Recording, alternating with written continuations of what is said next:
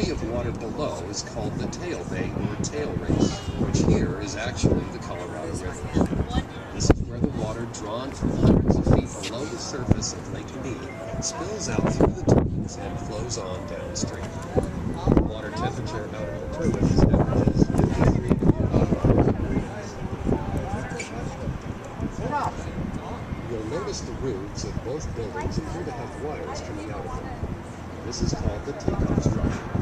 From the takeoff structure, the wires carry the electricity up and over the canyon walls at 230,000 volts. Cantilevered towers that support and direct the wires lean into the canyon to ensure the wires do not touch the walls and cause a short circuit. Looking downriver, midway on the canyon wall, you will see a rectangular concrete building with 6 holes. This is a valve house. There are 2 valve houses, one on each side of the canyon. Each building contains 2 90-inch gate valves. These valves allow us to discharge water directly from the lake, bypassing the turbines when needed.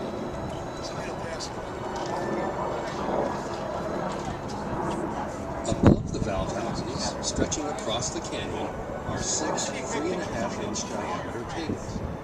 Following the cables to the right, you will see the lifting mechanism of the crane supported by the cables. This is an original crane from construction of the dam.